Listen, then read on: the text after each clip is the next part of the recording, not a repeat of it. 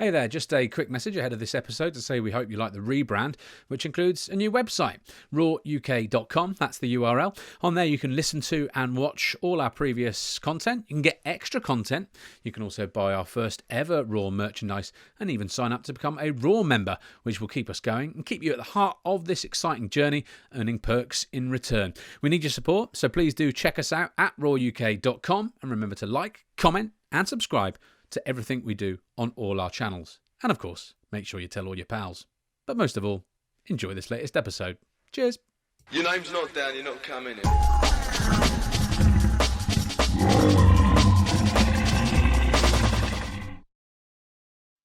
Hello, welcome to another edition of Raw the 90s Rave podcast with me, Tom Latcham. Well, you know by now that we love guests with a cracking yarn here on Raw, and we've got another one for you today. Many of you listening will remember the Rave Orange, which hosted some massive parties in London back in the early and mid-90s. But what you probably won't realise, it was run by a former police officer. Aside from his work as a promoter, Chris Paul is also a successful musician, DJ, producer and record label boss who helped bring Acid House to the mainstream while working with some massive names. And he's even at one time top of the pop star with his act ISOTONIK. But after growing tired of the UK, moved to the US, where he continued working in the music industry with Ice-T, no less. And he even found time to become a cop again. But he's not totally given up promoting, and he's bringing back the Orange brand for a reunion in August. The man certainly got a story or two to tell, including how he DJ'd for Princess Diana and the Queen Mother. Who knows what they like? We'll find out. Let's welcome him now. Hello, Chris. How you doing, mate? Hello, mate. Good to see you. Good morning. You too. Yes. So you're live from California, which is makes us very jealous. The weather, I'm sure, is lovely, which is not here. But there you go. How is life over there? It's beautiful. 26 degrees today. I'm in Palm Springs, which is desert, so it's just sunny all the time. It's good. And how is life in California at the moment with COVID and all that sort of stuff? Is there some freedom? I guess it was much the same as the UK. They didn't seem to lock us down as much, but you know, much the same as the UK. I think they all followed the same kind of plan. But yeah, it was pretty miserable being locked down for a year, as you well know. The only advantage is the sun was shining. I know you had a bit of that for a while as well, but quite some time ago now. And what about the live music scene in America? Because I know that obviously you are still involved in live music out there. You DJ and you produce, and I mean you promote as well. But that's over here. But what's happened to the live music scene out there? Obviously, it's just been put on hold, really. Here, everything's put on hold. I mean, when I lived in the first 10 years. I lived in Hollywood. And there's a huge live music scene there. There's you know, the WAG, all the clubs along the Sunset Strip. So it's always going off practically every night. But of course, COVID, that was that. Everything got shut down, and I think most things went online, including me. Yes, indeed. Well, thank God for online. Otherwise, this would not be happening. So God bless the internet. It saved us. I mean, can you imagine being locked down without having the internet? It would have been absolutely appalling. There would have been literally nothing to do. So, Chris, do you class yourself primarily as a musician, a DJ, a producer, promoter, or label boss, or all of them? Yes. What do you mean? Yes. Well, yeah.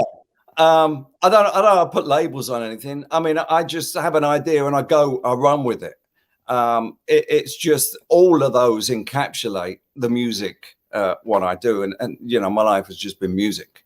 So whether it's running the label, pressing dodgy white labels back in the day, nicking samples we shouldn't have done, label boss, I don't know. I guess, yeah, I've got a couple of labels, producer, mainly. I would think I spent a great deal of time in studios, but I've spent my entire life DJing since I was 15, I think. It's ridiculous. Yeah, well, we're gonna talk all about that and work through your career and how you came to. I mean, you play some amazing gigs, frankly, as well. But also, you are a promoter, and sort of the reason why we became connected was because I noticed that they were putting on an Orange reunion. And I looked at it and I thought, what a fantastic lineup that is. A really great lineup. And then I looked into it a bit and I was like, oh, you run it. And then I was like, he lives in America. That's weird. We love getting promoters. They're always great fun because they've seen it all. And you were one of the biggest promoters in the early 90s. What was it that made the 90s such an exciting time for rave promoters and DJs, I suppose? You know, it's easy to talk about it in hindsight, but you've got to go back to 30 years ago or more when this thing started. And I don't think any of us knew what was going on. We just knew there was this amazing, exciting music coming out. And I think when I started, the scene for that particular scene for me started, I think, in about 87, when it was the acid and the breaks coming through. It was just, no one knew what was going on. Everyone was like, what is this? The music was just so infectious, and it was homemade. You know, it was a bunch of people in London, Liverpool, Manchester, making beats. What they felt, they weren't producers as such. You know, it was 8-track tapes and stuff like that. The rawness of that music, I think, was just exciting. There was bangers coming out every single day, and dodgy, as I say, dodgy white labels. It was all the excitement of everything that was going on. Was anything deliberate, or was it all just sort of accidental and rolled into one another? Nothing was deliberate. You couldn't plan anything. You didn't know what it was. You can plan it now. You understand it now. But then we didn't know. It was being born. We was at the birth of this new movement. It wasn't just music. It was the whole thing. People could go out clubbing. They didn't have to dress up. They danced like they was a lunatic, and it didn't matter. It was just infectious music in big clubs with big sound systems. It was, yeah, nothing deliberate. None of us knew what was going on. So you didn't necessarily set out to achieve anything. You were just having fun. To have fun. I mean, for me, as a DJ, I just want to see people rocking out in front of me. I get into a zone no matter what event I'm doing. If it's rave, I'm in that zone. And just from regular clubs that I used to do, the rave clubs, it was just a different vibe. Everyone was happy and smiling. I don't think we were trying to achieve anything. We just wanted to keep it going. I think that was the thing. And there was a lot of great DJs and producers that were just into it. And whether they were producers or not, I mean, yeah, people like, you know, Kenny Kennon, you know, it's like, whoa, I've got to get into this. This is amazing. And yeah, good question. Was it deliberate? It's, you know, I wish we could have planned it out. We may have kept it going even longer, but it had a really good run.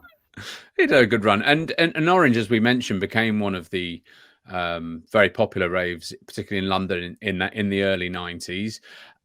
What do you view as Orange's place in the 90s rave scene? Because it's not, I think it's not a helter-skelter dreamscape event in terms of those sort of very, very top ones that are always talked about now, but it was an amazing event. You know, it's funny when you talk about those other events. They didn't do 800 or 900 events like I did.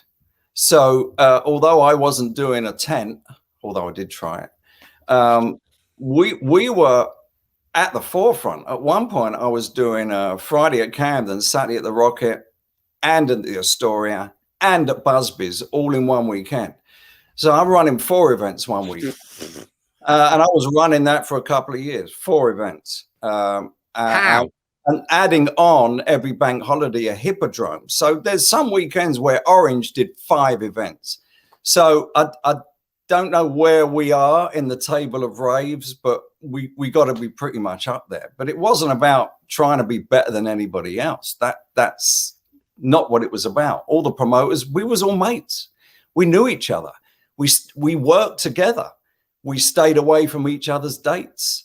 Is that right? Because we've had some other promoters on in the past, Gary Viberlight in particular, who spoke about in their area they had an agreement to sort of do that and work together, but there were people who didn't do that in the same world, and he had sort of short thrift for them. But your experience was not that. Your experience was very much people working together. Well, yeah, and there was obviously some that didn't. There was obviously some that set up because I might have been killing it at a venue, and they thought, well, he's turning 1,000 people away. Let's do something next door. It never bothered me. Competition breeds market. You know, I'm a businessman as well, and I understand that the more that's going on in that street, the more people come to that street. If you've got the better thing going on, they're going to come into yours. And for me, I always focused on the event, not the money. It wasn't, you know, it was an earner, no getting away from it. But it wasn't about that. It was about giving the people a good time. Well, an earner, particularly as you were doing 5 raves a weekend sometimes. That must have been quite the earner. We're going to talk more very shortly here about how you found your way into the rave scene. It was, as we've mentioned, a slightly strange route, as you were a police officer at one point. But we'll talk about how you became a police officer, then you became a promoter, and then you became a police officer again very shortly here on Raw. X amount of pressure, X amount of raw. So DJ Chris Paul, and promoter, of course, famously of the Orange events. You've always been musical. You are a musician. Even as a child, you played various instruments. But at what point did you start DJing, and how useful was your musical background to that? You know, I think a musical background when you're a DJ matters a lot. With mixing, counting, understanding key changes and keys, I think it helps a lot. You know, they just go hand in hand, really. I think I started at the youth club when I was 14, started DJing with a couple of decks that were separate. And then I started doing the school things because, you know, basically I couldn't dance. And if I wanted to meet girls, I had to do something. So, you know, the DJ thing seemed like pretty good. And I must have had a good taste. My taste in music must appeal to other people, because a lot of what I do is obviously what I'm feeling. And a lot of people seem to feel that. So I've been successful, and, you know, it's fun. And how did you turn it into a profession, so to speak? Because I know that you became a police officer, but you were professionally DJing before you were a police officer, in terms of you were paid to be a DJ. How did that happen? Well, I always wanted to be a copper since I was about 11. Right. I just did. I don't know what it was. It was just something I wanted to do and make a career out of it. There's various reasons why people become police officers. I mean, I like helping people. I thought I could make a difference. It was certainly different back then. You know, that we're talking about the 80s. You know, it isn't like it is now. But really, I was quite often thinking, I just can't wait to get back behind the decks, because I felt the music was helping people more than what I was doing out on the street a lot of the time. Oh, right. It brings people together, and you know, it was just such a buzz to DJ. But you know, the police thing was fun. It was. Yeah. So you wanted to be a police officer since you were 11. What sort of role did you go into? Everyone has to go on the beat, of course. You would have started on the beat, but what was your role in the Met? Walk the beat for a couple of years, just a PC. You know, it was about 8 or 9 years I was in before the first record coming out. So, yeah, walking the beat. You know, it was a different time. Middle of the night, you're walking on your own. It's not like you have fears. Like, maybe I'm not sure I want to do it now. There, yeah, it was just that area car driver chasing people with lights and sirens. Who doesn't want to do that? Come on, Tom. Well, yes, it must have been quite fun at times. What was the sort of? Is there any mad experiences that you had as a police officer that particularly stick in your mind all these years on? Well, lots. You know, lots of fun, stupid, funny things. But I think the one thing that sticks in my mind is my first day. When I qualified, I was off probation. I was allowed to walk the beat on my own. It was the winter. It was I was in Brentford. I was attached to Brentford Police Station. I walked out on the beat, and about 20 minutes later, I found a dead body. Wow. Yeah, an elderly gentleman had collapsed and slipped in the snow, and I come across it, at the bottom in an alley. You know, obviously you try all the life-saving things, but 20 minutes out first day, it's like, whoa. So that was different, and it was quite a baptism of fire. Where at that point, were you thinking, what have I done here? What have I trained for? Because the emotional toll it kind of takes, you get used to things like that, but it takes a while to get used to things like that. Well, I don't think you ever get used to things like that. Yeah. But I really got it. It really affected me. He was on his way home. He just bought Christmas cards for his family, and he had slipped, had a heart attack, and that kind of thing. And I was first on scene. You do what you can to save somebody's life, but he was blue. He was already gone. But it was just, you know, that was 20 minutes in. So I thought, did it improve? Did it improve the job? But yeah. Obviously, you get used to it. But that was quite an introduction. I'd never really, you know, you don't see dead bodies often. No. I don't know how, you know, it's not that to find one in an alley is no. Bit of a shock. Things got better. Yeah. But you were also DJing at the same time, weren't you? But it was before. Obviously, this was before the rave scene came around, because you stopped being a police officer at 1988. So it was before that. So what sort of clubs were you playing in at the time, and what sort of music were you playing? Well, I was already a fairly big name in the jazz funk scene. I was in a scene already, and the jazz funk and soul scene, the Caister Weekenders, Prestatin Weekenders. Soul and funk nights. I was working with Chris Hill, Sean French, Robbie Vincent. At Bogarts would have Sundays, Chris Hill, Jeff Young. I was working with Pete Tong every Friday, resident. It was a jazz funk scene, and that was an amazing scene, not dissimilar to the rave scene, with the following and the love for the music and the festivals and the all-dayers and the weekenders. So I was a whole part of that scene, and it was amazing, as well as, you know, doing mainstream clubs. But I was always playing my kind of jazz funk at the mainstream clubs because it worked in London. You know, people didn't need to hear crap music. So it's not like the pop stuff that we hear these days. It was a whole jazz funk scene. So my name was on posters. I was doing weekend, you know, so I was already living a great life, doing 5 nights a week, all over the place. How did you do that and also work as a police officer? I mean, it must have been exhausted. Yeah, depends on the shift. Depends on the shift. It wasn't so easy with shifts, but you know, when I was doing the police stuff, I was doing the police stuff. When I was a DJ, I was doing the DJ. The lines never crossed. And what did your colleagues think, though? They must have really enjoyed your stories of all the interesting people you were meeting and all the adoration of your giving you a big name DJ, that sort of stuff. I never talked about it. Oh, really? No, it was separate. Never talked about it. But did they not see you and know that you were a DJ and not try to talk to you about it? Yeah, they would. Just refused. It was, you know, you get the odd I saw you on this, or I saw you on that poster, or how was that night? And, you know, I'd come, it was cool. It was good.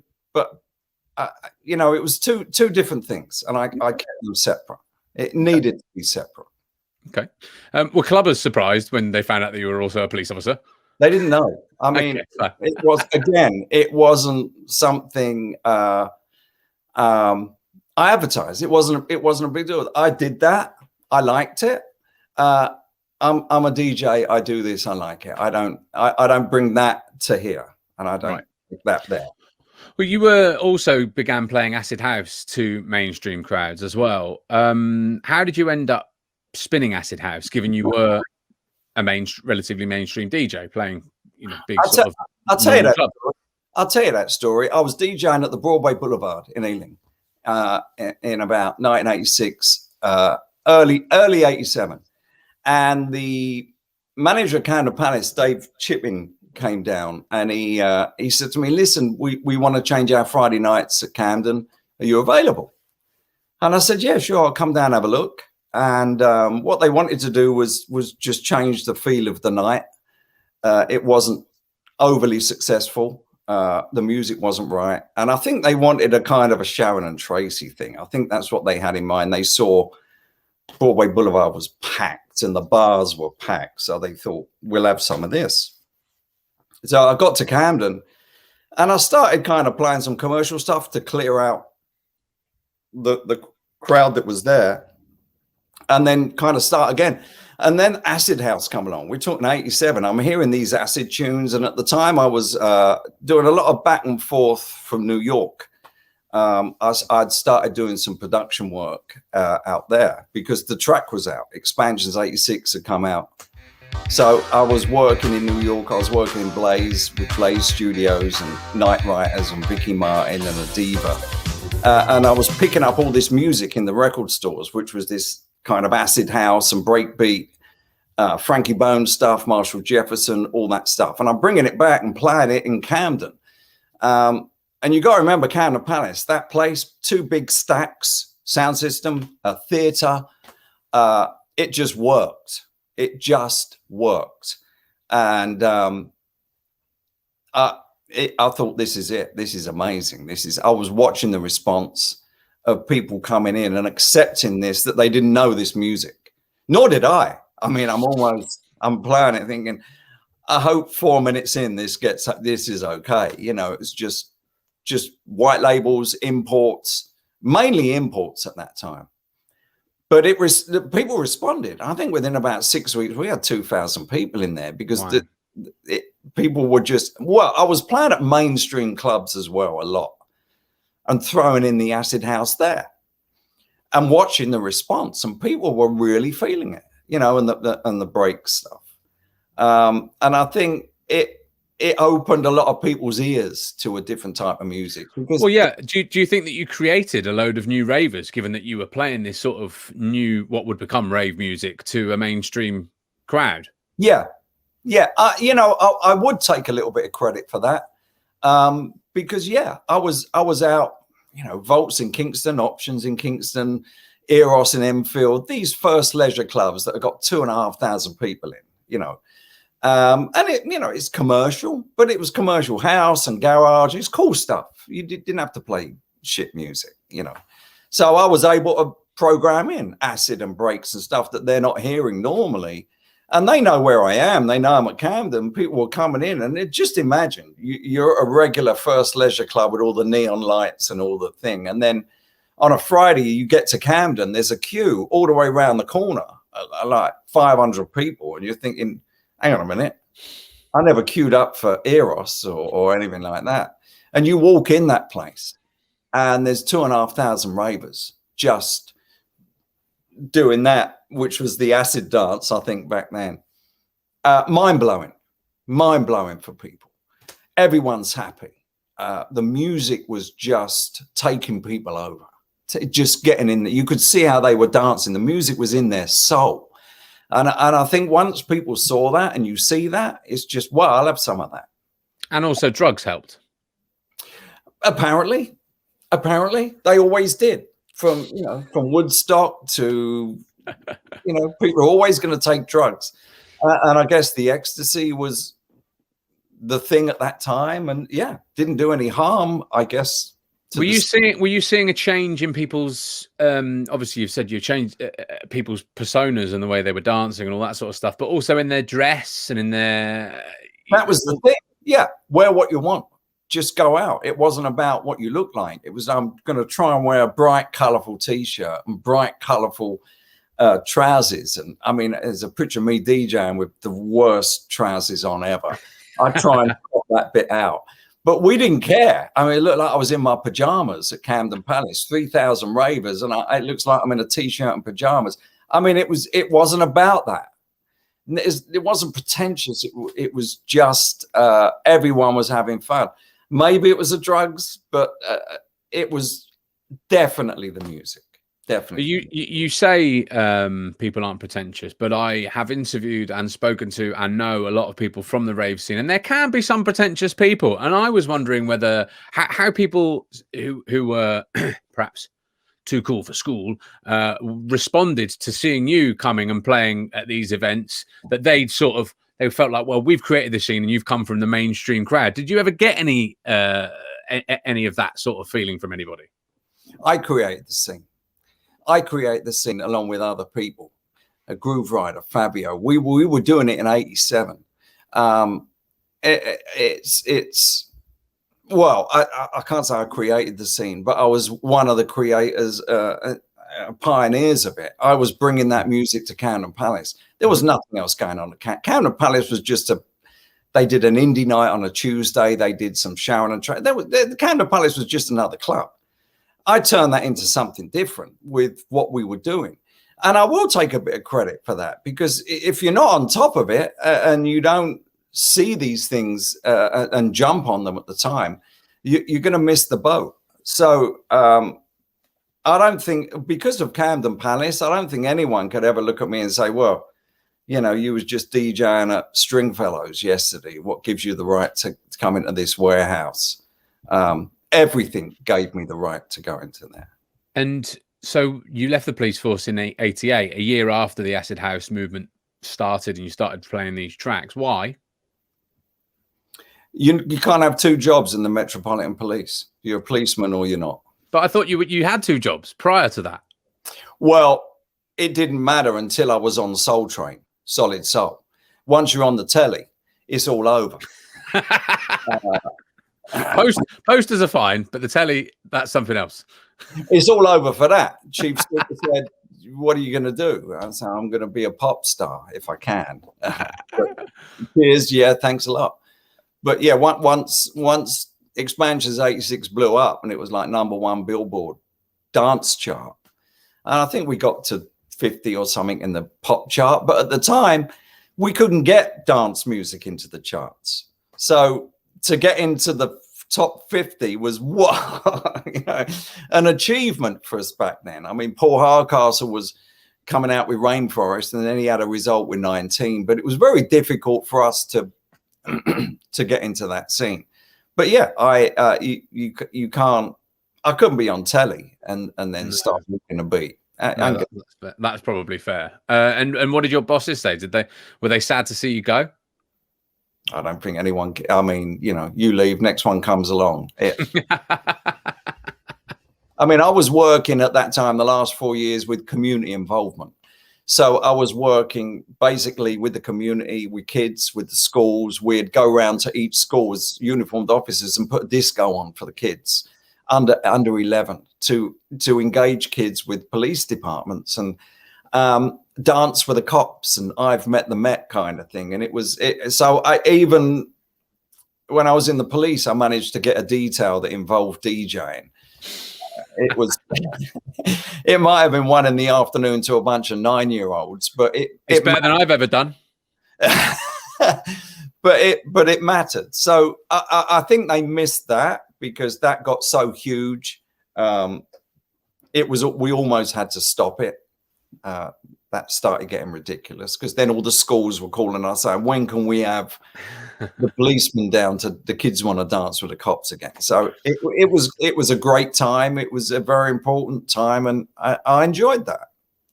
So, but it felt like something special was brewing, didn't it? Really, in terms of your other job with the actual DJing rather than to the kids, in terms of that sort of acid house movement. Did it feel like something?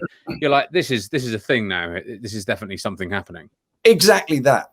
I mean, almost exactly what you just did. This is a thing. Almost exactly that. Whereas the jazz funk scene was still very new. It was still very exciting. That music had been around for years and formed from soul to jazz funk and funk. So, but the rave scene, it was being born. You could see this new music coming out that sounded different to everything else. And you couldn't wait to get your hands on the next piece of vinyl and see what it was going to sound like. What sounds were they going to use? What samples are they grabbing?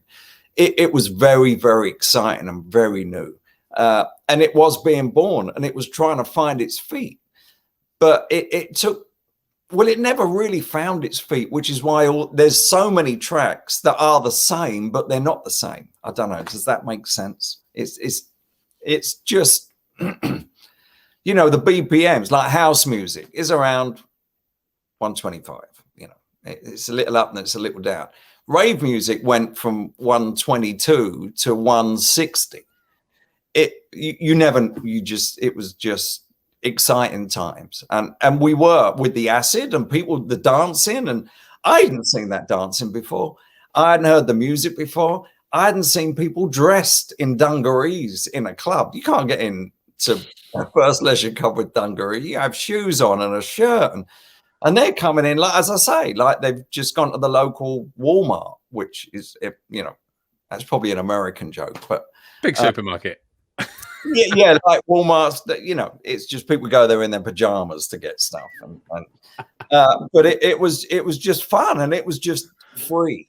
I think the freedom of people to come down and just dance, and didn't matter what they looked like. I think it was amazing. And so you were DJing and also making music, but then also promoting as well. What do you think is it is about you that makes you a particularly good promoter? I care about the show. I care about the people. I don't care about me. It's really about, I want them to walk in and be shocked. I want them to walk in and go, whoa, what, the lights, the production. I always overspent on production. I always overspent on DJs. It was just about, you give people just a brilliant show. I overspent on security. I was very conscious of people waiting in queues and getting robbed. Is that the police officer element of your? Yeah, probably. Security was very important to me, that people felt safe. I felt, I don't know about other people and if they did it for money. I mean, we got to earn a living. But for me, it was about, I want to make sure these people are safe. These people are coming down, they're giving me money to come in and be entertained. I need to entertain them. I need to give them a show. I need to give them the lights, lasers, the big sound systems. Over in the Rocket, I had 28K of Martin F2. It was way too much. But it rattled your teeth. You know, it was just about the show. I think people felt safe. They knew Orange. It was happy. It was just me. There wasn't a bunch of chiefs running it. So when I said this is going to happen, it happened. And I think people trusted. They got their value for money. And why did you call it Orange? I needed a name that was recognizable. And I'll tell you how this came up. I was watching a documentary. I don't know what it was. And they were talking about Shell, petrol. And on it, they said, in the Shell symbol, you just put the symbol, and it's the word. You only have to see it and you know exactly what it is. So that's why I thought, well, orange, always a favorite color. And I thought, well, orange, you can have something that's orange, you can have the fruit, or you can have the word. So I could put a flyer out that was just orange and put Rave on it, which I did do. So it was an easy way to identify the rave. Orange. Orange is happy. It's a happy color. All on about the vitamin C back then. You know, it's just, I don't know. That's how orange. It was purely an advertising a branding thing I thought carefully about. And yeah, you just see an orange, you know it's me. You see the word, you know it's me. You see the orange, you know, it was just so easy to do flyers. No. I was doing a lot of flyers. I was doing a lot of gigs, so it needed to be easy. So. Yeah. And did you enjoy promoting? Because some promoters I speak to, they might say they enjoyed it, but the reality, I think, is probably it was actually quite stressful, and they're looking at that through rose-tinted spectacles. It's stressful. Yeah, it's incredibly stressful. It's you put an event on, you're standing at the doors open at 9, it's 8 o'clock. You're thinking, well, I've just spent 12 grand. I hope they come. Yeah, it's incredibly stressful. There's that. There's incidents that happen that you have to deal with.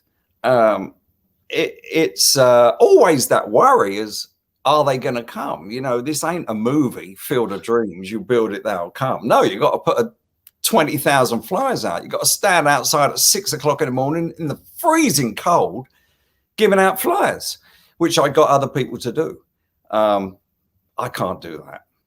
But I did. Well, why would you? I mean, really, if you're running it, don't fly her, surely. But I did do it. But and did I enjoy it? Yeah, when it works. And they all worked. Yeah, I guess I enjoy. I don't know if you've got time to enjoy it. I enjoy DJing. I enjoy being there. I enjoyed the atmosphere, the energy. I enjoyed all of that. Printing flyers, no, I didn't enjoy all that. Delivering flyers, getting them out, getting tickets to the record shops, and no, you don't enjoy work. Who does? But the ultimate was the event, the people's faces, walking in when I used to have the curtains closed. When I did the Astoria, I made them bring down the curtain. At the Rocket, I had the curtains closed. I made people come in and wait 2 hours before I gave them something. But for me, it was about a show.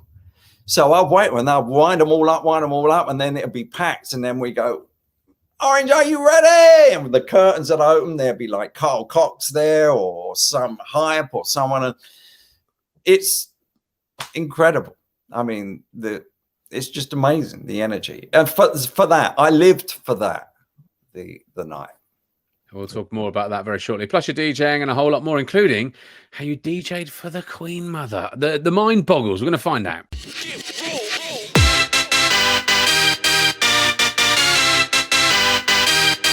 We really hope you're enjoying yet another one of Raw's in-depth interviews about the rave scene, which we are proud to say are now all curated into the British Library Sound Archive.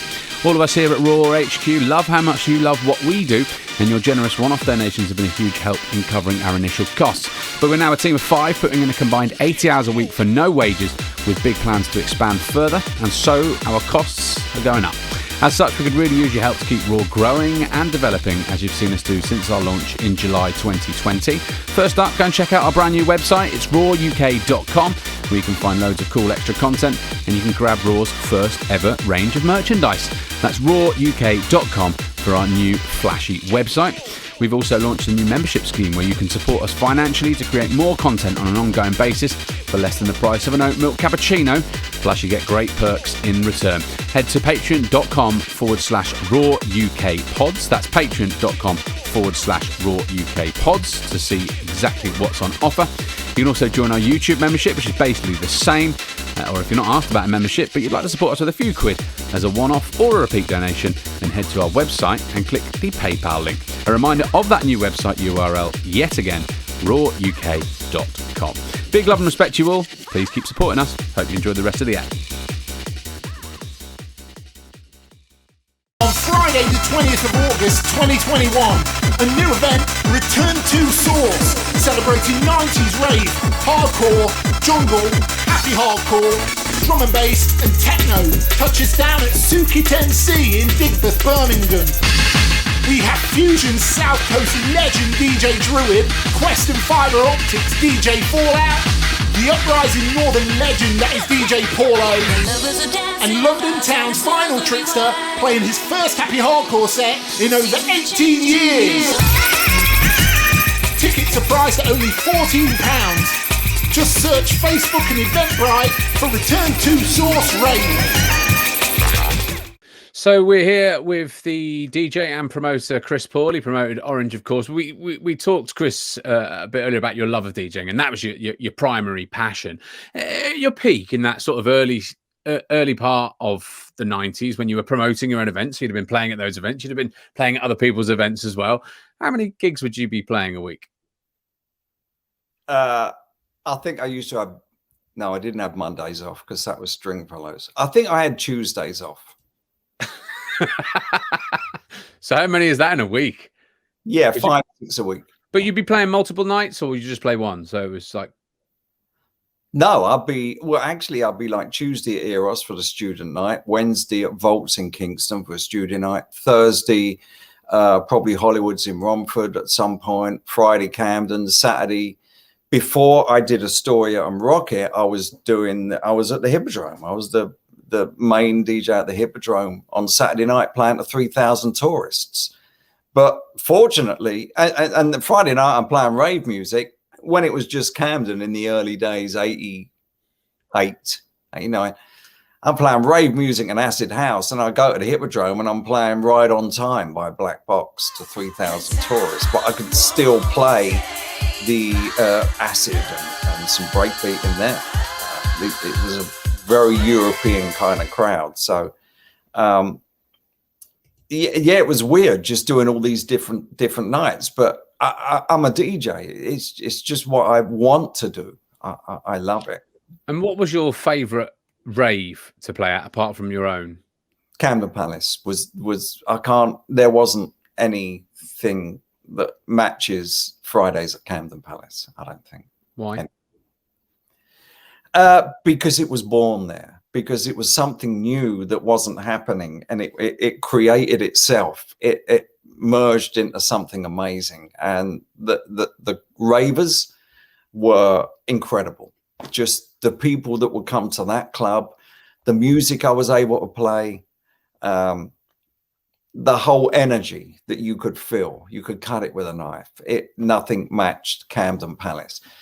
All the other raves I did was still brilliant, but there was something special about early days at Camden because it was being born, and every week it was exciting to play something new, and everyone coming in was, what is this? They didn't have phones. There was YouTube and all that. It was people lining up at the DJ box trying to get names of records and holding tapes out. Please do a tape. Please do it. It was incredible. Camden Palace, Friday night, finished at 2:30, because they were set up to be like we would call a Sharon and Tracy club. It just turned into a rave. Yeah, as you said before, wasn't deliberate. It was nothing wrong with a 2:30 finish, Chris. I mean, that's getting late for me these days. You did DJ two particularly special gigs, which we mentioned at the top, and I'm interested to know what you play in a gig like this. But you DJ'd at the Queen Mother's 90th birthday. Right. That was at the Grosvenor House Hotel. What does a rave DJ play for the Queen Mother who's 90? I know. A little strange. Here's the thing. I was working at Stringfellows at the time, and there was this big birthday event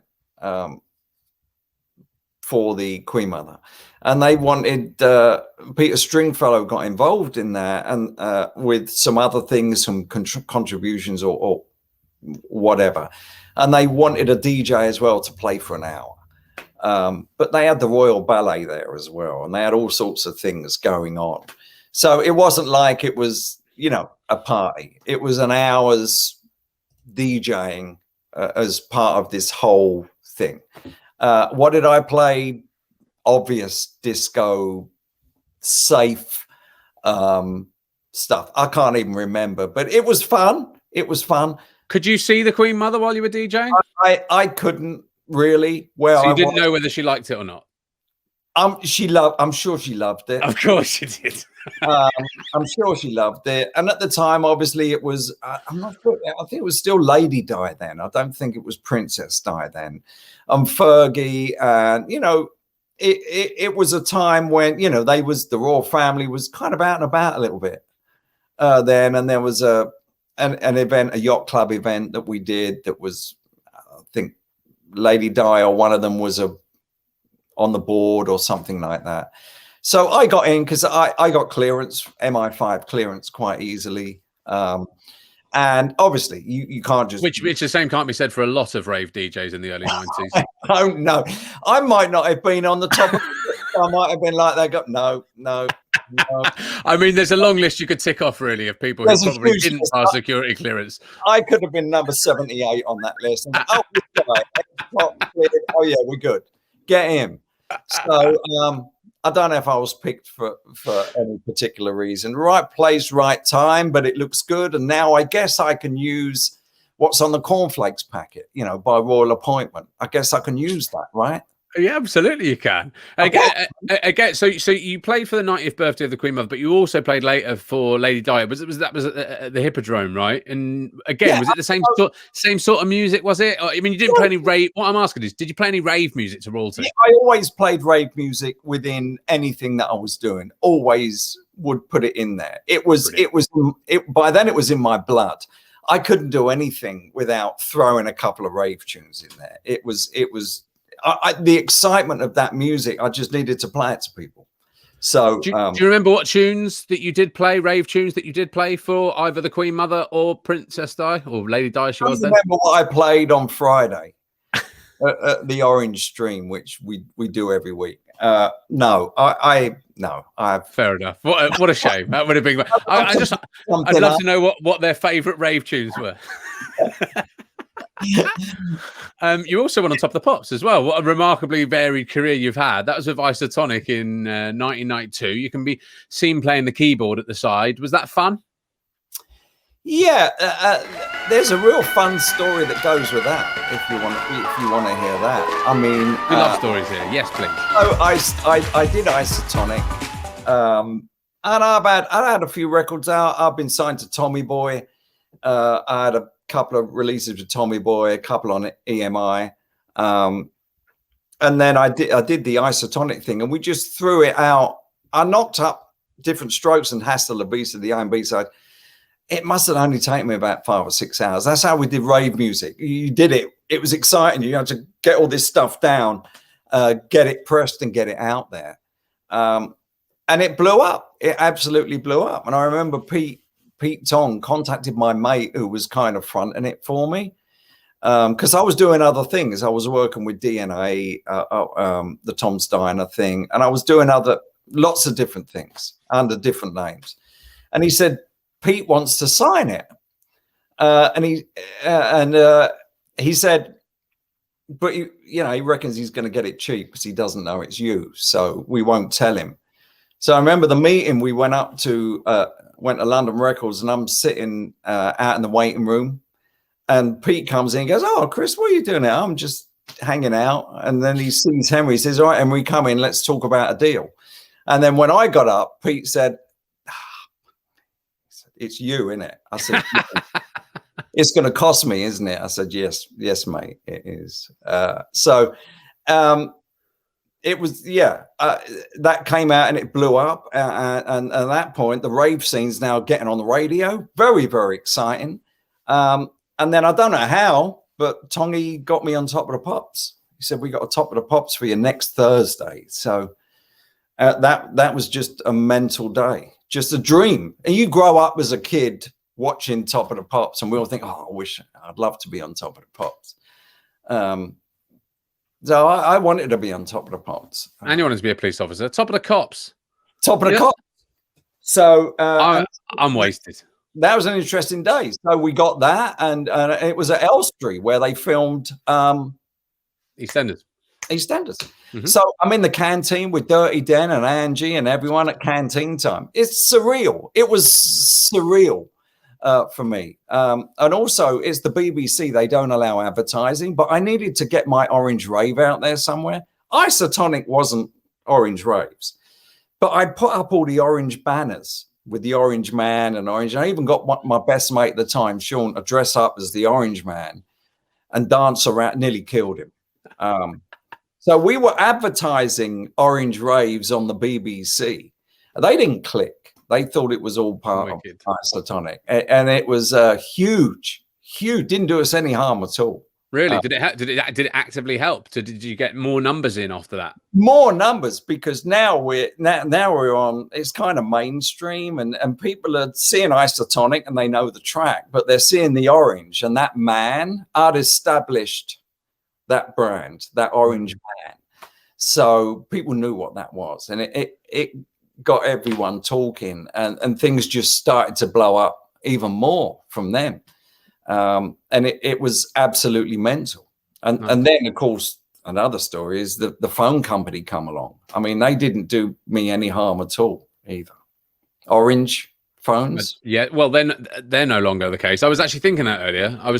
When you were talking about how it's a great brand, you're like, well, might have been quite annoying that Orange came along, because then anytime you, well, in a Google era, particularly, obviously not back then, but in Google era, it's going to be them that come up first, and you're going to come way down. So that's actually not a great thing. But maybe at that time it might have been different. Absolutely. But you turn on the cup final that year, right? And all around Wembley it says orange, orange, orange, orange. But it's not your rave. All around orange, orange, orange, and that's all it said. It is orange, it's just orange, all the way around Wembley, and everyone's like calling me up saying, "That must have cost you a fortune." I'm saying, "Yeah, it was." No, they did not do that. Land that, and we did a massive. I used to do these massive bank holidays events at the Hippodrome. I was the only promoter allowed to use the Hippodrome. We used to take all the furniture out. I used to put another 30K on top of their 30K in there. We'd ram that place out. And there was one Sunday, it was Leicester Square, and there's an orange blimp flying over at Leicester Square. They had orange, and they had a blimp above Leicester Square. I wish I had an iPhone. I mean, I can't prove any of this. I can't prove any of this. This orange blimp is flying around London advertising orange, and there's billboards everywhere that just would have orange on it. I don't know if you remember, but they did a great advertising campaign where they weren't saying Orange Telecom or anything like that. They was just putting up orange, and people was going, what is that? Of course, the ravers are thinking, wow, he's putting up billboards now. But how does anyone find? So how does anyone? So nowadays, if you like got orange, you Google it and you'd find it, right? But back in the day, there was no internet, so people would see this orange thing happening, orange, orange, orange. How would they then go to connect the dots between that and your night? Even though it wasn't, there were no dots to connect. There was no dots to connect. But if you was a raver, you connected it, right? Right. You just connected it. If you weren't, you didn't know what it was. You didn't care. Oh, it's oranges. Are we growing oranges now? Oh, and what is it? No one knew what it was. But if you were a raver or in the scene or a little bit in the scene, you connected that. And you was completely wrong. Did you ever have any? Were you not trademarked? Could you have? Actually, you can't really trademark a fruit. It's very difficult to trademark something like that. And at the time, I didn't care. There was no internet. There was no Google and all that bit. Or was there? I don't even remember. There wasn't any of that. So if someone, I mean, there was other raves that came up using the name. I'm not going to mention them all now, but there was plenty that came up, and I don't know. Couldn't you think of a different fruit? There was a few of them, but you know, it was. I don't know why I wouldn't. If there was something, I wouldn't call myself that same thing. I don't know why they did. Clockwork Orange. Well, Clockwork Orange, completely different music. Completely different music. I like the whole idea of Clockwork Orange. I'm not sure I would want to associate myself with that particular film. But yeah, there was them. There was Oranges Don't Dance. There was a few. There wasn't just them. I mean, Clockwork Orange are huge, but you know, I'm running now. They're running now. I'm on Centre Force. They're on Centre Force. People know the difference. Some are confused, but you turn up at a Clockwork Orange, you're going to know it ain't anything to do with me. And if you, same the other way around. But yeah, they're great. I know them. You know, no, I didn't mind. I didn't care. Really. Okay. And in terms of your promotion of Orange, who are your favorite DJs to book and why? You know, I used to have a lot of the same guys, the top guys, Fab Groove, Randall, Hype, Gash, Seduction. I mean, we were all mates. They were big in the scene. It's very difficult to have a favorite DJ. I did enjoy watching Hype, but the mastery of Groove Rider is unmatched. Like Fabio and Groove Rider, them two, the programming, the selection. I mean, they're all great. I can't. It's difficult, but you know, when I talk about Fabio and Groove Rider as DJs in general. And what about in terms of reliability and all? Because when you're a promoter, it's not just about their DJing or their tune selection, is it? It's about whether they're going to turn up, or whether they're going to be reliable, whether they're going to be half cut, all that sort of stuff. Who were the real best ones overall? All of them. Right. All of them. If someone didn't turn up, they were all very professional. I mean, Right. there was one or two turned up a half cut or half something, and I wouldn't put them on. Right.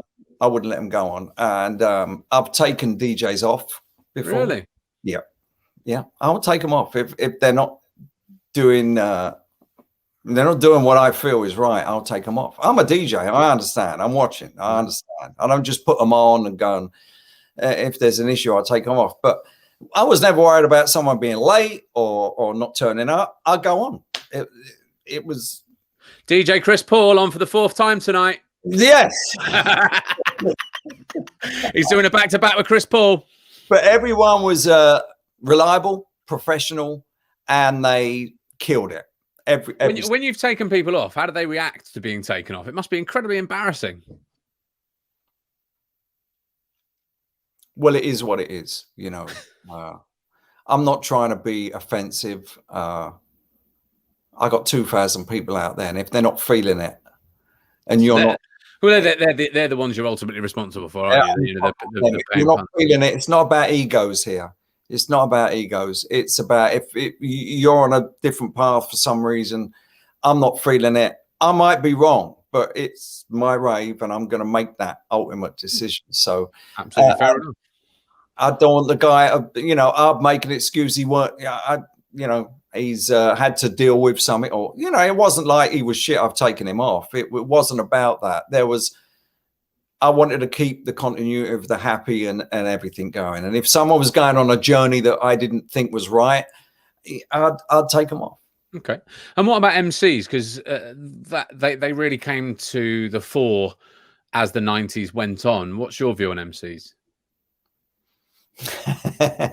Oh. I personally don't book MCs, really. I don't like him. I don't like people chatting all over that music. It's about the music for me. There's some MCs, MC. We've been mates for years. Brilliant. Knows how to hype the crowd. For me, I mean, all the MCs are good. I'm not saying anything bad about them. It's, for me, it was more about the music than the MCing. Okay. And you've hosted events at loads of venues. Which ones, you've mentioned CAMDEN as a particular favorite, but which others were real favorites of yours? All the ones that I did were favorites. That it's very difficult because I was very particular about where I went, and I was always trying to go to places that hadn't been used. And with the Rocket, when I started at the Rocket, there have been a couple of events there, the Pirate Club, Vision On. So that was a fairly new venue, so it didn't have any bad vibes going with it, baggage that come along with that venue. The Astoria was established, and it was still early days, so that was special. But for me, the Hippodrome events were just to be doing a rave in the middle of a commercial central London club. I always thought they were pretty spectacular. Yeah, I can imagine. And what is there a single event that stands out as your greatest success? No, I'd say I must have done 800 events. I've blur. I'm not surprised, to be fair. I mean, that is a lot of events. Is that right? You've actually promoted 800 events. I mean, I did CAMDEN every Friday night from 87 till 95. So add them up. And then every Saturday at the Rocket for about 3 years, another 150 there. And then the Astoria, probably 500 now. Yeah, go on. Yeah. The Astoria, probably another 50 there, and Busby's. And then I know I did 22 Hippodrome events. I don't know, is my maths out? It might be slightly under 800, but it's not a million miles away. So actually, you know what? Just go with it. It's fine. It was a lot. And there was others that I was doing. You know, I used to do bank holiday. I used to start the Hippodrome sometimes at 4 a.m. till midday. No one's done that. No one had done anything like that. I mean, they do Breakfast Club. I'm doing a full-on rave. We waited for the Hippodrome to close at 3. They kick all the tourists out. We would go in, move all the furniture. We had a team, uncover all our sound system that had been set up during the day, have all our backdrops up and everything ready to go, start our lighting. We'd have an hour. And we'd have 1,000 people in Leicester Square at 4 a.m. queuing up. Wow. Those were crazy. Yeah, that's wicked. And were there any events that absolutely fell on their ass? You know, I did one event. I did a big outdoor event, Essex Arena. The greatest show on earth. I had this thing planned, 10,000 people, 2 big tops, fun fair, full on. And I had the Prodigy live, Baby D live, huge lineup.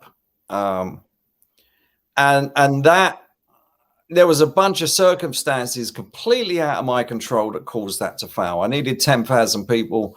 I ended up with just over 3,000 people. You know, we opened up. Peak cars are coming in. There's a big traffic jam. It all went off. And then the M25 that day happened to have had an accident. There was a huge problem on the M25, like every day, right? I guess the M25. And then their security was arguing with my security. And then it was all going. And it was like, really? Can we just get these people in? Can we just get these people in? You know, we got about 3,000, just over 3,000 people in. And I was working with the police there, Essex police, because you have to. I had to pay them. It cost me 12,000 quid. You have to pay for the police. They don't do anything for you. They do. It's just traffic control and the police are there. You have to pay for them. I had a really good relationship with them, but then the superintendent who was in charge said, "Okay, it's 11 o'clock. We're going to all units shut down, all the exits." And I said, "What? What's going on?" "Well, we can't let anyone in after 11." Really? Should anyone have told me that? So they closed all the off ramps. That was that. Why? I don't know. There must have been some licensing law within the Essex Arena. May have had a bar. The license in this little bar might not have allowed people in after. I don't know. They used something. I felt stitched up. To be honest, I felt like I was stitched up. And you'd put in how much would you put in for an event of that magnitude? I think I think it cost me around 75,000. I think I'd laid out. You lay the money out up front for that. Big tops. You can't say I'll pay you on the day. You know, no. They say big top. You give them 15 grand. You give them 10 grand for the other one. You book the fun fair and security, enormous cost, and the site venue and the police and the toilets. And how did you react when the police said, "That's it, can't let any more in," and you've only got 3,000, need 10,000? How would you react, Tom? Well, everybody's different, aren't they? Yeah, you can't argue with. I understand the law. And if a superintendent says we're shutting at 11, they're shutting at 11. No one's coming in. No one's coming in. There's nothing you can do. You don't argue with the police.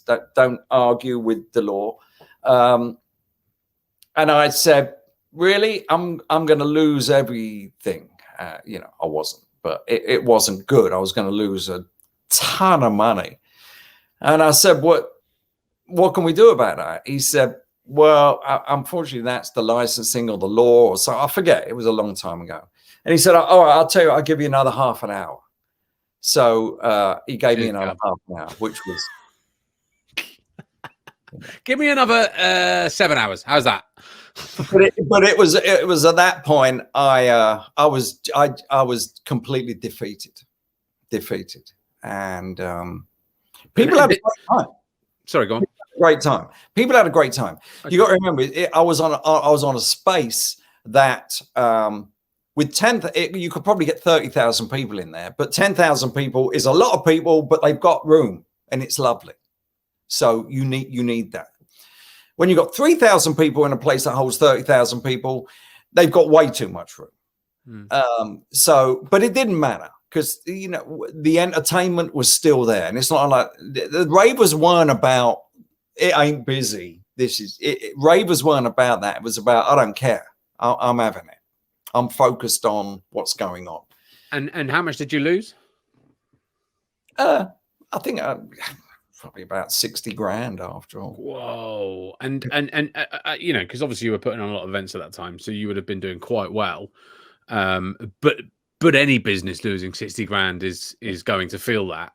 How did it impact upon your next few events, next years after that? In business, you have to be prepared to accept that. And you can't be surprised if that happens because it's out of your control. You put on an event, anything can happen. COVID happened. I mean, you know, 60 grand losing in an event, it's not great, but I've made plenty of money. So it is what it is.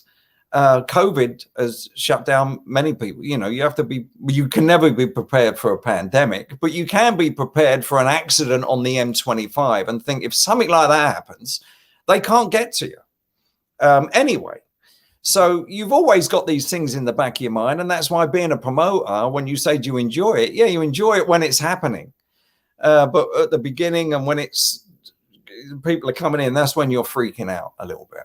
And, that was that time for me, but you know, it was what it was. It was move on next. You know, what year was that?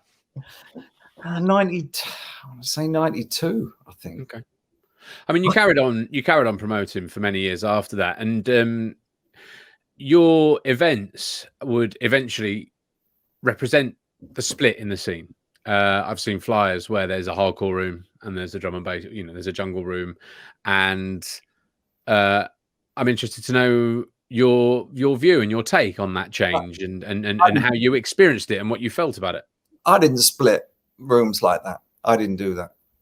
I've seen an event. I've seen an orange flyer that says in this room, happy hardcore, in that room, jungle. Am I wrong? I mean, I'm sure I've seen this. I've seen a flyer like that. I'm probably wrong. If it's that late, then yeah, maybe I might have done that, but it wasn't real. I mean, I didn't feel that the music needed to be split. It wasn't split. It was going towards jungle, and it was getting faster and faster, and the jungle music was coming in, which was a bit of a different vibe, and I think by 95, it wasn't the same kind of vibe for Orange. So there was other promoters that were doing jungle events, and it suited them more than it suited me. So how did you reflect that then? I stopped. Fair enough. It just wasn't. Why is that? So you're saying that the jungle vibe wasn't really Orange, and I can totally get that because it did go for a moody period, and it was, you know, crack cocaine use and all that sort of stuff, and it was dark at times, and we've talked about that on the pod loads and loads of times. But the happy hardcore scene was not that. It was, I would say, sort of in keeping really with. Yeah, but I wasn't playing happy hardcore. I mean, that happy hardcore, that 160 BPM, boom, boom, boom, boom stuff. No, I mean, are we talking about that? Well, in the 95, there was 93, wasn't it? So it sort of like went to sort of darker stuff and then happier stuff. And then eventually the 4-beat came in sort of 95, 96. But it was all breakbeat, but it was just happier breakbeat at that point. But that happy hardcore sound that Slipmat developed in 1993 and then, you know, really was fantastic in 94. And then some people like it, which is fair enough, but not for, you know, not necessarily probably for me. But I'm not talking necessarily about that, but I'm talking about that 95 happy vibe. That's sort of an Orange feel. No, by then it was done. By then it was done. It was a different crowd coming. There was a different feeling. There was other types of music coming in onto the scene, garage and garage, not garage. I sounded American then. Sorry about that. You do sound a bit American, but it's not a huge surprise. You've lived there for ages. Garage music was coming in, and you know, the jungle thing wasn't. It just wasn't orange. There was a bunch of reasons why I decided, not a bunch, a couple of reasons why I decided to stop. There was other events going on, which was purely, I think, driven by money and not necessarily driven by the type of people that they wanted to bring in, and the atmosphere they wanted to create was about how much money can we get. And it was kind of bringing in the wrong crowd. So I wasn't feeling it. I just stopped it. I did a Hippodrome 22, I think, was the last one I did. Is there anything that commercialization and capitalism hasn't fucked up? It absolutely. I mean, but the thing with this is, I think it was fucked up from within. You know, normally you get a company will come in and sponsor someone and commercialize the hell out of it, and it's shit. That never actually happened. But it's just the way the music went, the punters went, and I think it just kind of, people started moving away. The music was very fast, the jungle thing, and it wasn't happy hands in the air with piano necessarily. It was different. And I wasn't feeling that. So I just said, this is the last Orange. That's it. We're done. How did people react to hearing that it was the last Orange?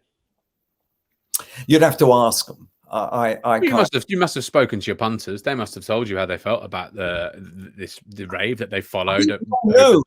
Yeah, I think we all knew what was going on back then. I think we all was like-minded that, yeah. And I didn't want to put on an Orange that wasn't safe and happy.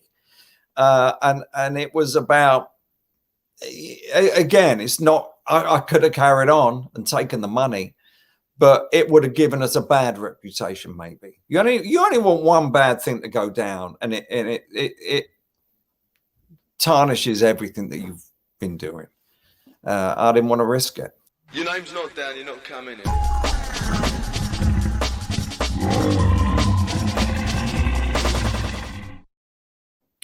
So DJ Chris Paul here on Raw, the 90s Rave podcast. You quit Orange because it was not, you weren't really feeling it, and it would have ended up with you not enjoying it and actually reputationally damaging it. So you decided to leave it behind. But then you decided as well to quit the country altogether, and you went to the US in 97, 1998. Why did you do that, and where did you go to? I had a lot of contacts and a few businesses and a few things going on in LA. I was backwards and forwards a lot. And I just, I got to the point where I'd done everything I thought I could do. I worked in all the clubs. I've been flying out to Mallorca doing clubs, Ibiza, Portugal, Germany. I'm at the Hippodrome. I'm at Stringfellows. I kind of reached what I thought was a pinnacle of a DJ career with doing all this stuff. And London was getting a bit moody around them. 98, Blair was in. It was all a bit iffy. I didn't like it, and I thought, well, maybe I'll move to America and try it out there. So I did. Well, you made a huge success of it. You ended up working with Ice-T, and obviously, and of course, as we mentioned, becoming a successful events DJ. First Ice-T. How did you get in with Ice-T, and what was that like? Just kind of met him through some other people. Got chatting. People are always interested in an English accent here. And if you're in the music business a little bit, they're also interested because, England's pretty hip with music. So people, when you're in the business, they do kind of question you a little bit about what's going on, because we've always been a couple of years ahead of the US musically, probably more. So I got chatting to him and went up to his house, which had the studio overlooking he was in the Hollywood Hills. The studio was in there, and he was working with a few other acts like Latin Froze, which was a Latin hip hop band. So I got involved in producing them for him. And I did a couple of things on his Body Count album. He does Body Count, which is kind of a metal show, heavy metal kind of thing. I didn't do any hip hop with him. You don't. White boy from London doesn't do hip hop. You just listen and learn. You just listen and learn. And I learned from the OG and understood hip hop. And people were coming through his studio. Cormo D, all kinds of people were coming through. You know, Dre had come. It's just, it was again surreal. Right place, right time. What were they like? Just great. You know, Americans are so friendly. Americans are, they're very cool. They're very cautious around the Brits because none of them get our humor, and they're not sure if we're dissing them or not. So I was always very careful not to have a sense of humor, not try and be funny.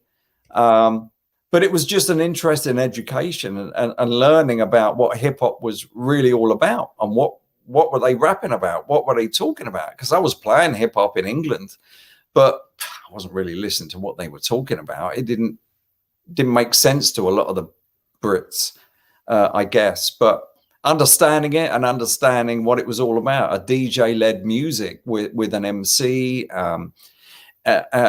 talking about current situations, but not necessarily your own. I mean, a lot of them that would rap, it didn't happen to them. But it was just getting messages. The things that they say that happened to them didn't actually happen to them. Like stand-up comedians, like none of the things they didn't actually experience that.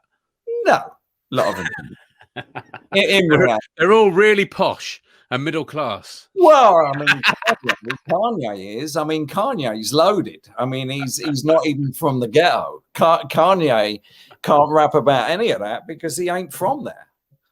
To be fair, a lot of them will struggle to rap about any of that now because they are so blooming rich. And I mean, they have a hard time.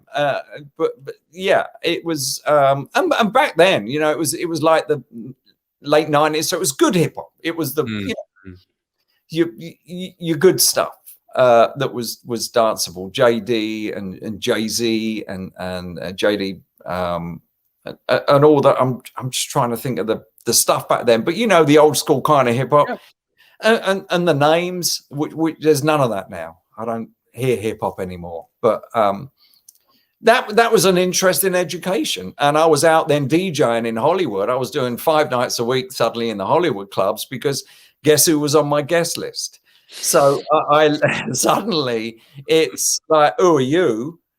Which I got there in LA. I'm Ice-T's mate. Yeah, well, I'm his mate. Fantastic! What a great experience that must have been. And you also, oddly, or interestingly, have gone back into the police force in Palm Springs, albeit as a volunteer. Why did you do that, and what does that role involve? You know, I like getting involved in communities. I like helping people. I like helping people and being involved in things like that. And the police department here in Palm Springs, great police department, and they do a volunteer program, which is a bit like a special in England. And so I went through the whole training thing and joined up, and I get to drive a American cop car around. And be involved in that kind of thing. Now, I don't carry a gun because only sworn officers carry a gun. So the calls that we deal with are non-confrontational. Obviously, they're not sent to a domestic violence call or fight because they handle it completely differently here, things. So we deal with the non-confrontational calls. There's plenty of them, traffic accidents, people, you know, little things that we can deal with that they're not going to be pulling out guns and stuff like that. So it's, you know, you get to help a lot of people. and we kind of bridge that gap as well between the public and the sworn officers, because we've got a little more time to talk to the public. Right. So we got a unit that's very active, and I'll do 2 or 3 days a week patrol. What's the American public's view of the police? Because I know there's often tension between them, and that does bubble over at times. Depends on where you live. It's the same as in England. It's just, you know, Amersham, they probably love their police department. You know, Camberwell, they might not. I mean, I you know, in Palm Springs, they love and support their police department. Right. A lot of the Valley cities, you know, it's not like the Met, which is an enormous, you know, there's all police departments. Palm Springs Police Department, Cathedral City Police Department, you know, Redlands Police Department, Los Angeles Police Department is big. The Sheriff's Department we have that work with us. So there's lots of departments, and depending on where you live, and is you know, police are going to react to you react to situations within where you are. You know, we got our fair share of gang stuff here in Palm Springs still, but it's, yeah, there's no tension. There's no tension here.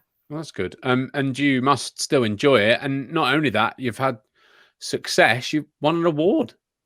Yeah, yeah, it's amazing. I mean, it's amazing what's happened here. I got a Secret Service award, and I won a Medal of Courage. I wasn't planning on running it into a burning apartment building, but you know, when it's on fire and people are pointing, there's people trapped, and you're in a police car, you kind of, your instinct, you know. Me. Oh, right, okay. It's on me. Oh, okay, right, in we go. That doesn't work. Yeah, coming back from a traffic accident and coming back, and literally the call come out, structure fire, apartment building, calls came in, and it was there. We turned left and we were there, and people are screaming, they're trapped, and there's flames coming out, and me and my partner, and there was 6 officers arriving. We just ran in and got everybody out. It was pretty bad. Fire. Were you not scared? You don't think about that. You don't, when in a situation, and you wouldn't, Tom, if something happened like that, you would act instinctively. But training helps you act instinctively in the correct manner. So it's not about fear. Although fire is the smoke was very, very scary. My focus was finding people and getting them out at the time, and it happens quick. And how many people were in there, and how many people did you save? Well, I mean, it was the whole 2nd and 3rd floor of, wow. It must have been 20, 25. We got out. It's not like we dragged them out life saving. Yeah, you helped them out. Yeah. They didn't know. And the thing is, with smoke, the alarms are going off, but smoke will kill you. Smoke will put you out pretty quick. So time is of the essence in things like that. And it was fortunate we were right there, and we were able to go in and clear that out, to a point where we got to the 3rd floor, and we went in and we couldn't see a thing. It was just black smoke. And then coming the other way was we saw a figure, and it was the fire department in all their gear and everything. They said, "It's all right, lads, we got it from here." And they helped us out, and they took over. Yeah, and I got a medal for that. Fantastic. You got it?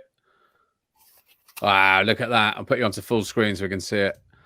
There we go. That's a shiny old medal. Isn't that nice? How many rave promoters can say they've got one of them, eh, Chris? Exactly. That's what I'm going to tell you. I'm going to go out on a limb. I'm going to say none. So there you go. And in terms of your DJing, and congratulations, by the way, on your run. In terms of your DJing, you're an events DJ, and you've played some really interesting and significant events, and we're playing regulars in your area. obviously not for the past year. Has that been real difficult for you financially and also mentally? You know, I did end up working a lot of cool gigs in LA, and I became Jeff Goldblum, the actor. He's got a jazz band, and I became his DJ, which was really? I'm playing jazz funk. I love that, man. I'm not very sort of, I don't really care for celebrities particularly, but I love Jeff Goldblum. I think he's amazing. He exactly how he is on films like that is exactly how he is. He doesn't act. That's him. He seems great. Hilarious. Brilliant jazz piano player. Really? Brilliant piano player. And he has a band, and he was doing events in these different Hollywood places. So I went, I'll be his DJ. I'll warm up and stuff like that, and playing jazz funk. And it was great. And I ended up then working with Dennis Quaid, the actor, and his band. It was kind of weird, and doing the Hollywood clubs, then doing these with these, like the guys in Jurassic Park, and he's up there playing the piano. It's so everything is surreal. I don't know. I've just been lucky, right place at right time. But then that's a message of a lot of people. A lot of the people we've interviewed, sort of that's something that comes across in a lot of their interviews. Is just I don't really know how it happened, but I think it's putting yourself in those places that those good things come from, right?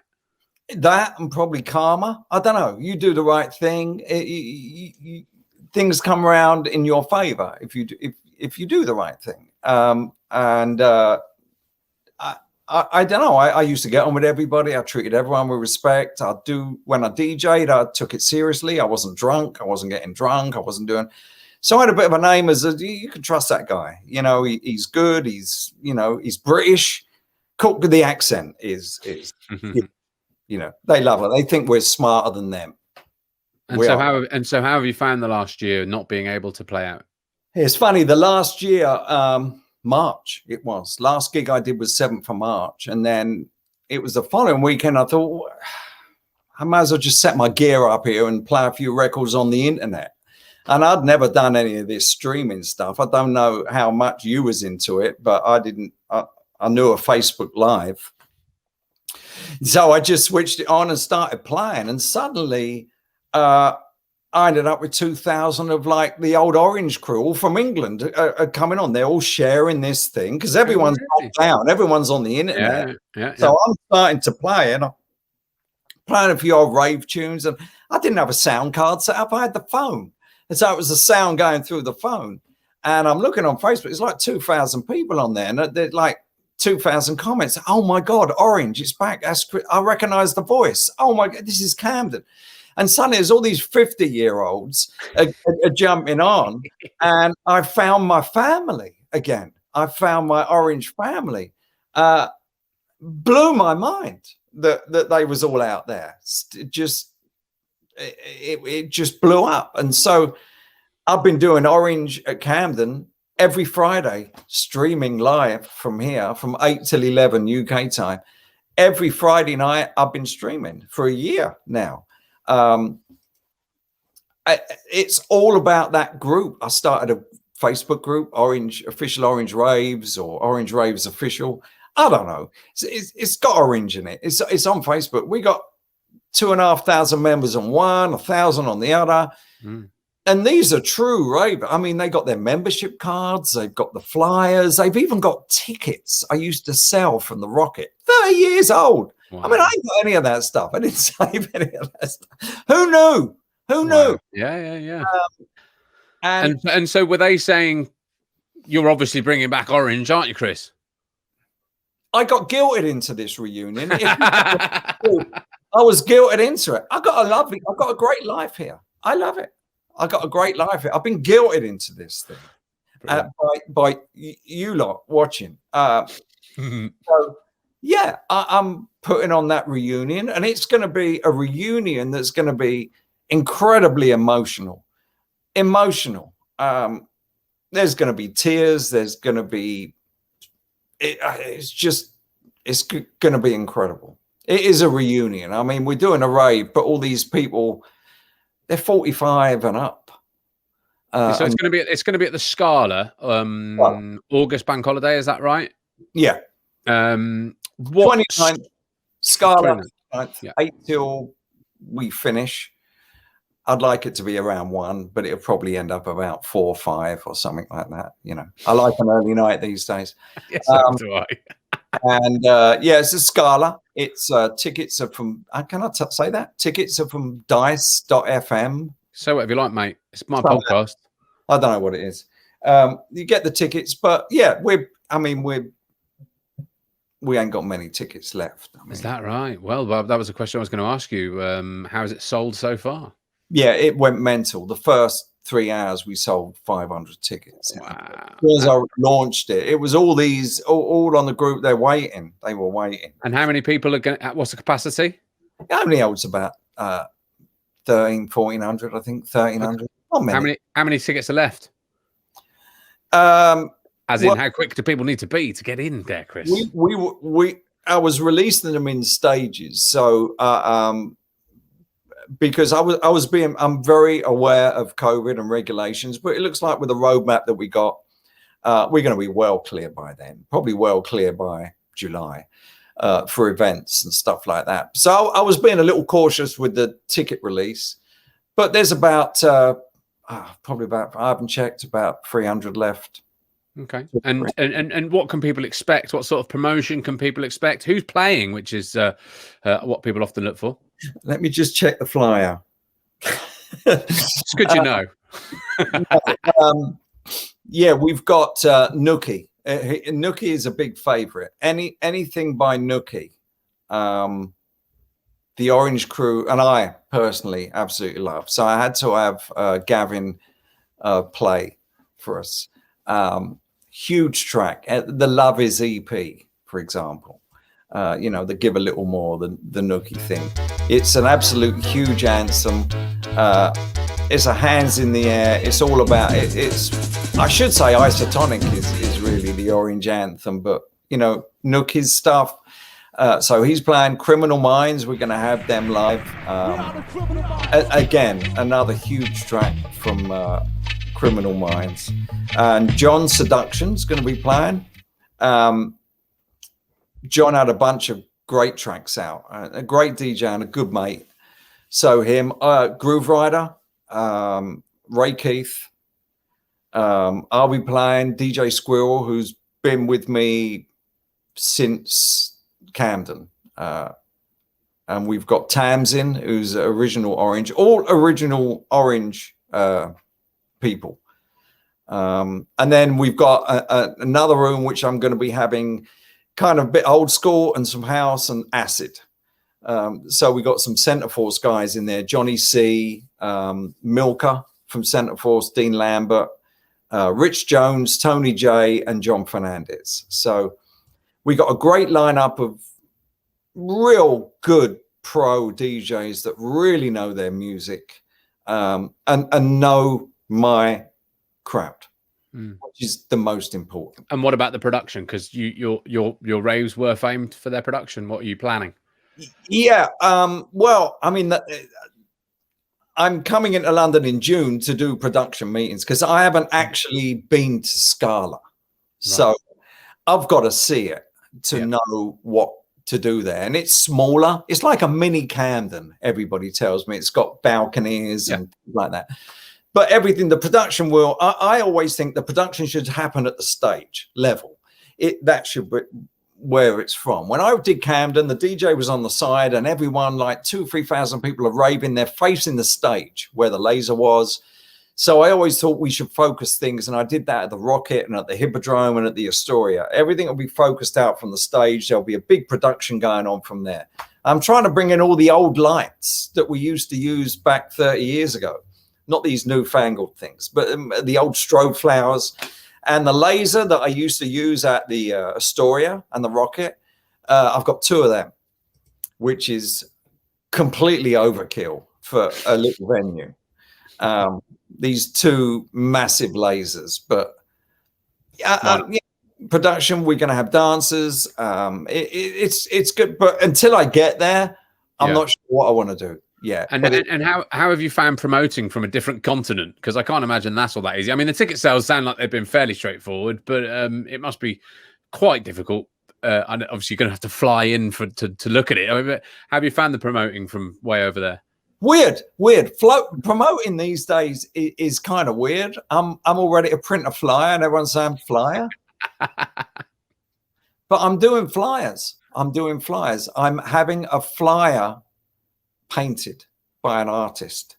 It's going to be incredible, the actual flyer, because I know ravers want one. I know they want to keep that flyer. People wallpaper their bedrooms and stuff with flyers. So you've got to have a flyer. But it's kind of weird. I haven't really promoted it much. Done a few things on Facebook and the internet. But, people already know we're there. They know what to expect. They're either going to come or they're not. And a lot of people know about it. But it sounds like they are going to come. They've already bought their tickets. So a lot bought their ticket. And in June, I'm going to be doing I'm taking over Centre Force Radio again for the second time as an Orange takeover. We had thousands on the last one. So we're going to do that again in June when I come over. So that's going to empty out the rest of the tickets that night anyway. And are there any fears that it won't go ahead due to COVID, or will, as I suspect might rather be the case, that it'll have a reduced capacity? I really don't think there's going to be any of that. Looking at the roadmap, I've been watching it very carefully and seeing the roadmap that the UK have done, which is to me a better roadmap than the US has done, because the US is like 50 different countries all arguing with each other. One's letting the masks off, one isn't. But the UK have got a really good roadmap. And these events are starting in June and July. And we're right at the very end of August. Even with the fail-safe and the extra weeks, if the tiers don't come down, I still think we're easily in the clear. I have no concerns. Like they say on the disinfectant wipes, I'm 99.9% sure we're going to be absolutely fine. Oh, well, I admire your optimism, and I hope that you're right. Because not only for you, but I also want to come because it is just before I have a second child, and I'm basically in my own lockdown for another year. So I do want to come. So I'm looking forward to it. And where can people find out more about it if they do want to get one of those very few tickets that are remaining? On Facebook, just search for the Orange Raves page. We're on there. All the information's there. We're on Facebook, we're on Instagram, Orange Raves Family, I think it's called. I've got a terrible memory these days. It's fine. People can find it on the internet. Well, listen, Chris, I really enjoyed talking to you. Thanks for your time. And Tom. Well, I hope it's a roaring success, and we will all, hopefully, all being well, see you in August. I hope so. And is that light available for production? Because the raw one, yeah. Oh, the light that goes against the wall here, like that. Yeah. I'll do your deal. I think that's going to look good from the stage, mate. I mean, I'm liking it. I'll do you. I'm sure we can work something out. But as you said to Pete Tong, it is going to cost you. Absolutely. See you soon, Chris. Thanks, mate. Cheers.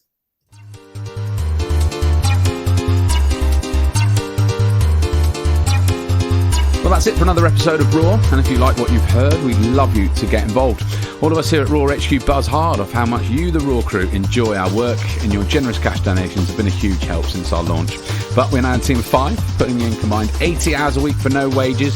We've got loads of plans to go further, expand our team and offer, but that does mean that our costs are also increasing. So we could really use your help to keep Raw growing and developing, as you've done since we started. So please do check out our website. Initially, it's rawuk.com for interesting extra content and to get your hands on our first ever range of Raw merchandise. That's rawuk.com. We've also launched a new membership scheme where you can donate to create more interesting and fun content on an ongoing basis, and you'll even get stuff in return. So head to patreon.com/rawukpods. That's patreon.com/rawukpods. patreon.com/Raw UK Pods to see what's on offer. You can also join our YouTube membership, which is the same, or if you're not bothered about membership but you'd like to support us with a few quid as a one-off or repeat donation, head to our website and click the PayPal link. That website URL, one more time, rawuk.com. Respect to you for your support and for getting to the end of this episode. Please keep supporting us and help ensure there's more quality content coming your way on a regular basis. Oi, oi.